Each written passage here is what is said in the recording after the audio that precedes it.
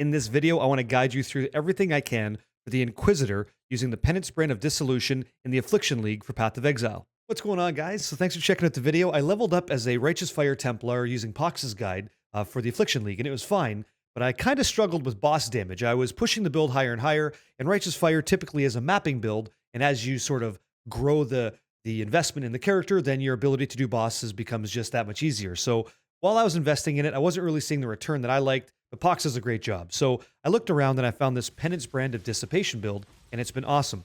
So I want to make sure I go through as much information in this build guide as I can for you, so you have all the tools you need to dominate bosses, enjoy mapping, because this build can do it all. And it is a bit more high investment. When I say bit, I'm being very generous. It's a high investment build, but you get all the damage for the investment. So let's go through the gear right now, and I'll show you from the gear, skill tree, all that jazz, what this thing does and how it does it. So from the top, we got a Blizzard Crown. The Blizzard Crown, at a minimum, you want to have concentrated effect, hypothermia, elemental damage. If you can get that, that's fantastic. To get here, we did use Essence of Horror, and we were spamming it until we hit a hypothermia concentration effect. And the higher level of hypothermia concentration, the better. You'll notice in this helmet, we also got area effect, which is great, and then we got plus 70 life that we bench crafted into it.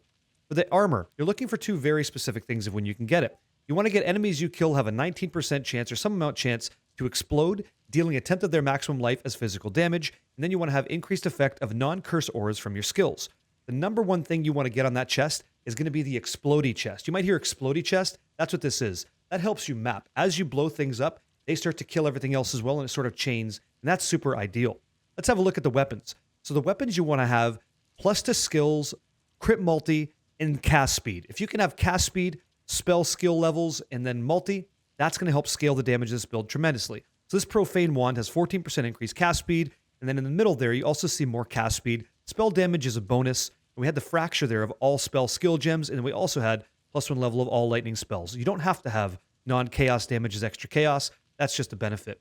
And now the other wand is going to be a Prophecy Wand. This had 40% spell damage implicit. It had a fracture of all lightning spell skill gems. It has more spell damage, which is great. Attack speed we don't care about, but then we have more cast speed right there. And there's that global crit multi and +1 level of all spell skill gems. Now, one thing about your actual skill, the Penance Brand of Dissipation, if you read the second line there, it tells you 50% of physical damage converted to lightning.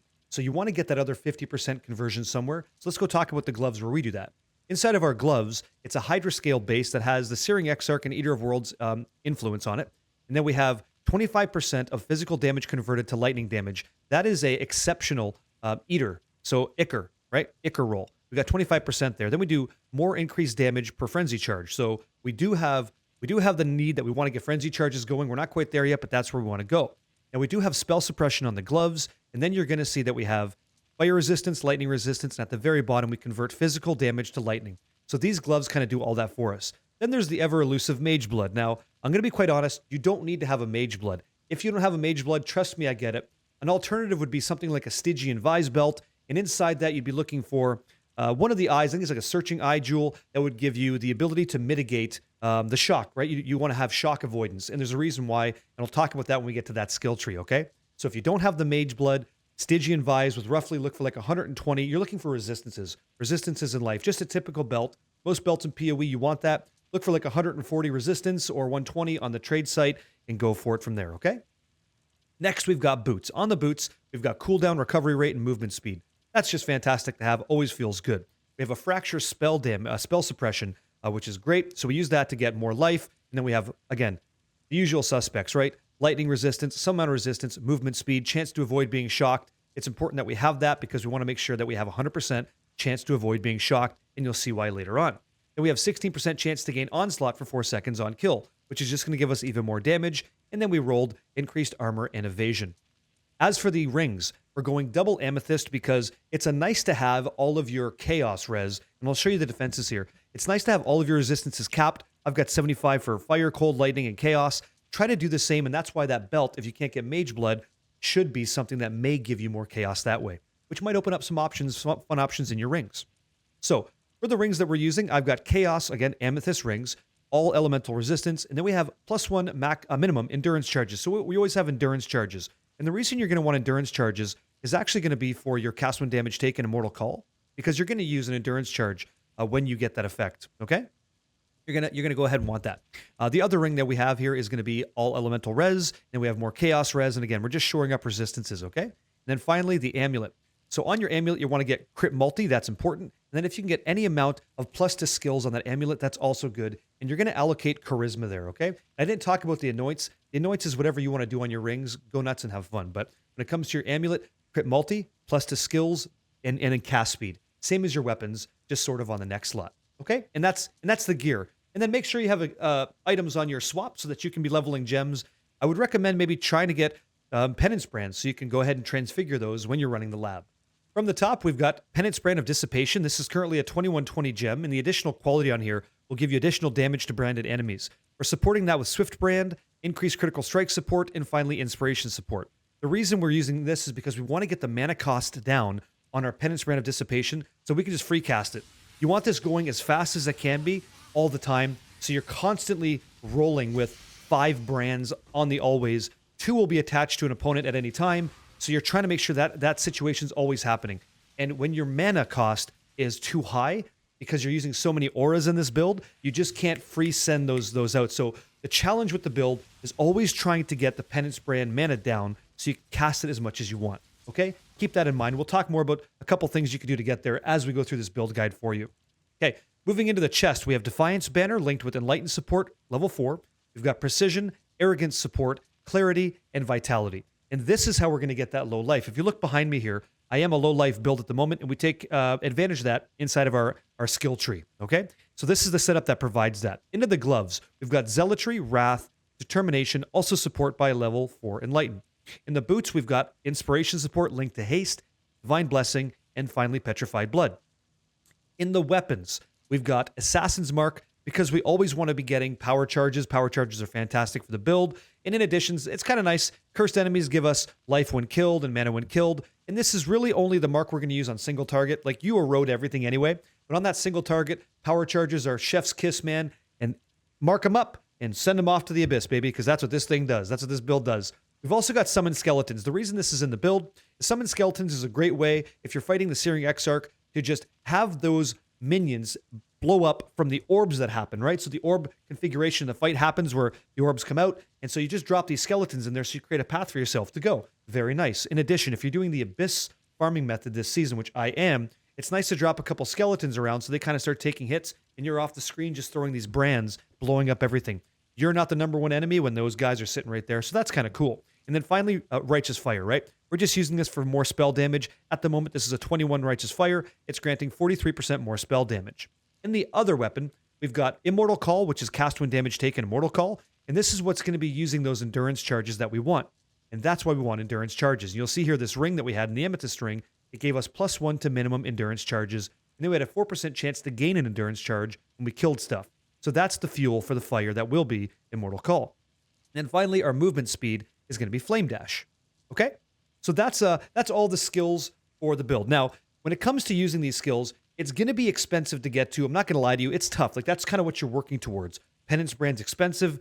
So how do you get that down? Well, first and foremost, you don't have to use Zealotry. Zealotry is an additional crit multi. It's just more damage, and it's awesome when you get there. But let's say that you're not getting there right now. How do you do it? What are some of the cheats you can do? Okay, so don't use Zealotry, and also start looking for Cobalt Jewels that have, like, reduced or increased mana reservation efficiency. So your mana reservation that all these auras need is a little bit easier. It's an easier pill to swallow, right? So Enlightens are like a must-have, and then you're looking for Cobalt Jewels that give you that, okay? Increased mana reservation, or also reduced mana cost of skills. That helps as well. Furthermore, I'm going to show you one here. I'm kind of bouncing around a bit, unfortunately, but this is a very nice to have. We're going to talk about the cluster jewels, but there's one here that's a small cluster jewel that says 6% increased mana reservation of efficiency skills. Now, make sure when you're trying to get this, or if you happen to stumble across one, I'm pressing Alt to open this up. The item level is 84. If it's not 84, there's an important thing there that says added small passive skills have 35% increased effect. If it's not 84, it can only cap out at 25%. So if you want to save some money from the currency side of things, you could go for that, but I wouldn't recommend it, okay?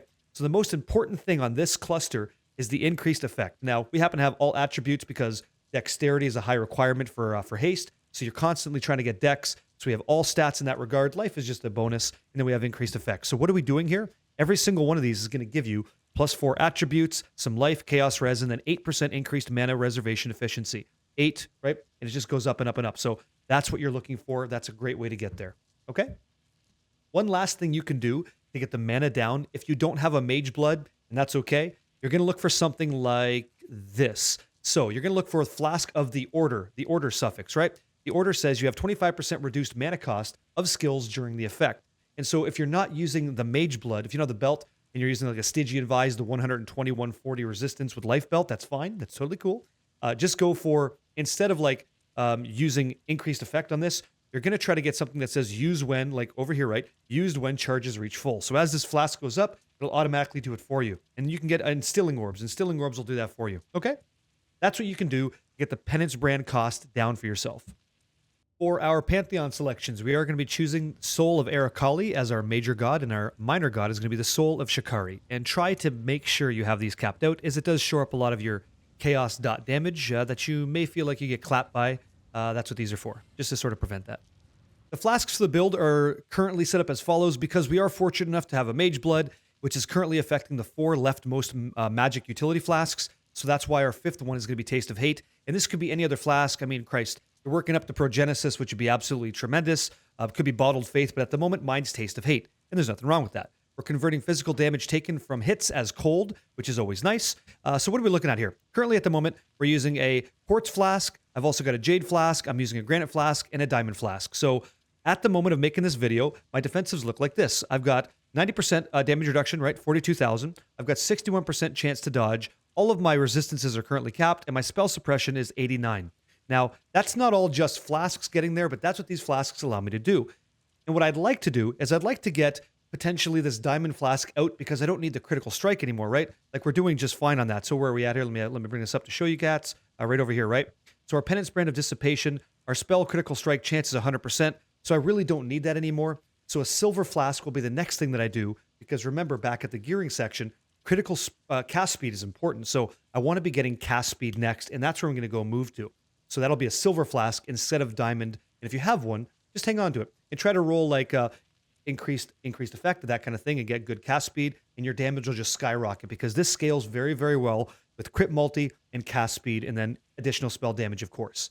So that's the flask setup if you have the Mage Blood. If you don't, go for something very similar, but instead of like increased effect, just use when charges equal full, just like we're using here on this Taste of Hate, and you will be chef's kiss until you get that Mage Blood. If you do, congratulations. If you get a Headhunter too, enjoy. Just treat those guys poorly. They've killed too many of us, okay? I want to show you the skill damage here. So in the POB, we're at 59,225,000, and that's where we're at right now making the video for you. But this thing can go all the way up. Like I've seen 500 plus million, and that's possible. So in the video at the moment, that's where I'm at, but it can go even higher, which is worth grinding for because you're just going to melt content, right? Like this thing already slaps, but that's where I'm at, and I'm going to show you how I got there. So let's check out the skill tree. Once we start this off, we're going to grab some Templar passives, the Retribution node, we're going to get Discipline and Training, Holy Dominion, and Lighted Divinity nodes. So we've got this. We're also going to move up and grab Rune Binder. This allows us to have 2 brands attached to any singular target, which drastically improves the build's ability to kill bosses. Once you've got that, go ahead and grab Runesmith, and then if you can, please grab Brand Mastery. This says you can have 2 additional brands, which will help you with map clear. So once you've got this, kick back and go ahead and grab Mind Over Matter, but you'll notice mine says Corrupted Soul. That's because I went down here and grabbed this Glorious Vanity Timeless Jewel. Now, these are kind of tricky to find. To be honest, they're not that easy to discover. So I've got a tool here that we can all use, and it's going to be linked in the description. So here's how we kind of got here. So we had that jewel slot selected, right? And once we've got that jewel slot selected, we went and grabbed Arcanist Dominion. We clicked on that one node, and we made sure that it said Commanding Presence. We wanted to make sure we had a node that had the following. It had increased area of effect of aura skills. It also had increased effect of non-curse auras from your skills.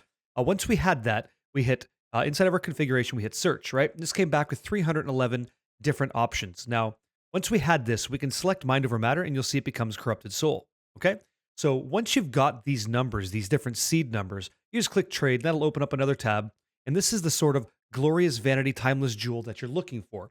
And now, as of the time of this video, you can see that they're going for 50 Chaos, 2 Divine, and so on and so forth. So all you have to do is just go through these different seed numbers and click on this trade button and see what you get. And you might find some are worth 3, some might be worth less, and just navigate and find out what's out there for you. Any one of these will do the exact same thing for you, and this way you don't have to struggle too much with it, okay? So once you've got that, Let's continue down the line here. We're going to grab Commanding Presence. We're going to have Heart and Soul. We move on to grab Deep Wisdom. We're also going to be picking up Pain Attunement.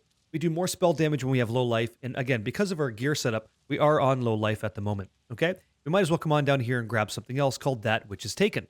Now, this is an amazing Crimson Jewel for the build because it gives us a chance to gain a power charge on crit, and we're always critically striking.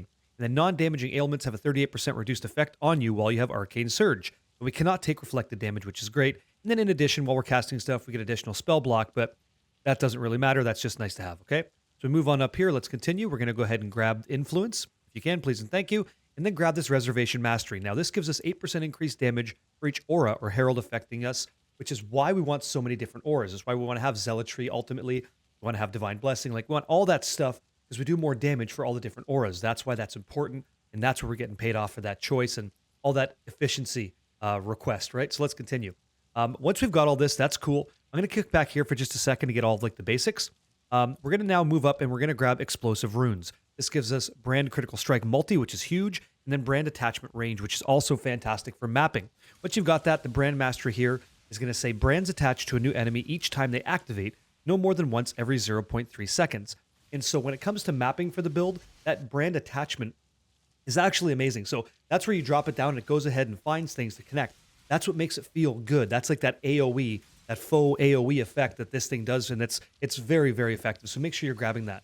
Then you're going to continue moving up. Now, I've got agility because I just don't have enough dexterity on all of my Cobalt jewels or cluster jewels yet, and that's going to be fixed later on. Once I get more dex, I'm going to get rid of this agility node and get it somewhere else. So you don't have to worry about that if you have the appropriate dexterity.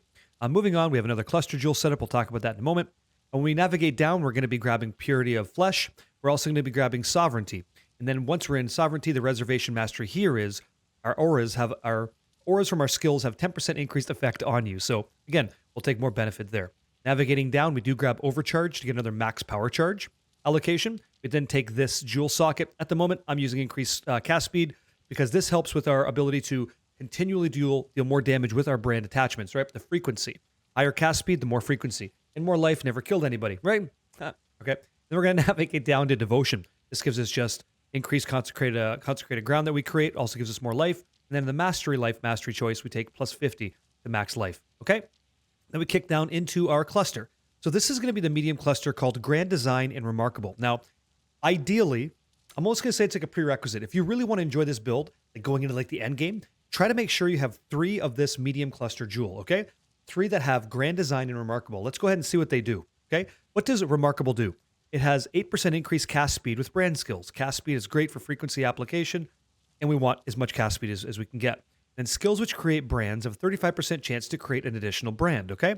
So when you have 3 of this Remarkable, you actually always create an additional brand every single time. And then Grand Design says you do more brand damage, and then brand skills have a 10% increased duration, so they're always out dealing more damage for each brand that you'd made. And then you have brand attachment range. So brand's attachment range is great for mapping, and then you have the ability to create additional brands, so you're always attaching more and more damage to the targets that you're hitting. Okay? And then after this, I'm just picking up another Crimson Jewel or some sort of jewel that's giving me maybe multi, things like that. Ideally, you would have spell multi, lightning multi, like tons of crit multiplier, global crit multiplier if you can get it, and life, things like that. Okay? Moving on, let's check out these large cluster jewel setups. So we're going to be using Sadist and Snowstorm. Okay? That's in our large. Dex if you can get it, because we're trying to get that dexterity for our Vile Haste or our haste application, and then also resistance if you need to shore it up. So what does Snowstorm do? We gain 8% lightning damage and extra cold damage against chilled enemies, and hypothermia from our helmet is applying that. And then we're also going to be getting Sadist, which gives us just more elemental damage if we chill. Again, hypothermia does that. We get an additional 25% elemental damage if we shock, and we're always shocking. So that's our large cluster jewel. We want both to have at least Sadist, okay?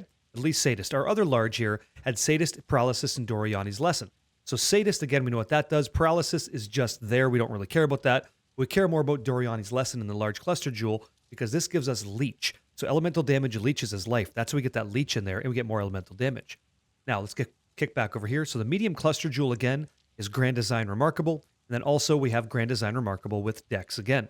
And so I kind of mentioned this before, but the small cluster jewel you're going to use for this build is going to be increased mana reservation efficiency of 6. Got to have that. And make sure one more time that the item level is 84. And you're going for 35% increased effect, life, chaos res if you need to shore it up. and then all attributes or dexterity would be ideal for you in that small cluster. Okay? So you've got your grand design, you got your remarkable, you're looking good. In the next large cluster jewel, you're going to be grabbing pressure points and quick getaway. 2 of those. Okay? The reason you want to, let's check them out. Quick getaway says you have increased cast speed and attack speed. We care more about cast speed. We have increased movement speed if we dealt a crit, which we always do. Then we have more crit chance. We've also got pressure points. Your critical strike chances have a 5% chance to deal double damage, and we have more. So this is like a bunch of damage. So this is where we're getting that double opportunity, like really slam these guys twice. And that's how you like melt bosses with a build like this. Furthermore, I have just some more Cobalt Jewels getting, as you can tell, attributes, increased damage, cast speed, and life. And ideally, this would be multiplicative damage, like cast speed, lightning damage multi. You'd have spell damage multi and global crit multi, plus life if you can get it, okay? And then again over here, Storm Shroud. Now, Storm Shroud is actually great for the build. It gives you lightning res, so that's kind of nice. But it says modifiers to chance to avoid being shocked apply to all elemental ailments. So what that means is, from a defensive point of view, as long as you have maximum avoidance from being shocked, you now have maximum avoidance for being ignited, maximum avoidance for chilled, frozen, brittle, shocked, and sapped. It's all listed right there for you. Now, I myself, too, had a hard time getting capped with ability to not be shocked, right? If you go to your defensive layer here, you kind of scroll down. My shock avoidance is 124. Now, on my gear here, I'll show you, my boots actually had avoidance, right? It had 59% chance to be avoid shock, right? But then I had to go and look at this. One of my flasks, I just tossed one on. So I have a Quicksilver flask of tree moss. So the actual suffix there is avoid being shocked during the effect. And this is a tier 5, so it could be much, much better. So look for of tree moss on one of your flasks to try to shore up the ability to make sure that you're not getting shocked. And then all of your different ailments are kind of out the window and you're much more tanky now. To make that adjustment, I just don't get to enjoy, I guess, like dodge. I'm not going to be dodging as much. My evasion goes kind of down a lot, and we'll see how that feels, but it'll be a hell of a lot better than being ignited, frozen, sapped, all those good things, right? So let's talk about the Atlas passives for just a second. So the strategy here, and there's going to be an image that you can use in the description of this video. The strategy here is as follows. So I'm going to kind of be here talking to you guys. I like playing with strong boxes, and I like doing the abysses that also have beyond. So the ideal map for a build like this would be something like we have abysses with a Gilded Abyss Scarab. We're running Cemetery because you can get good divination card value out of that place. So we're running abysses with beyond, with strong boxes, with the unique, the reliquary Scarab, right? And those are the kind of maps we want to run, juiced maps, right? 100% delirious, dropping currency, whatever you want, whatever you're comfortable with. But this tree here, you're going with the following, right? The 7th gate. So the 7th gate gives you all possible league crafting options. So you can choose beyond when you need it. You can choose whatever you need as you need it.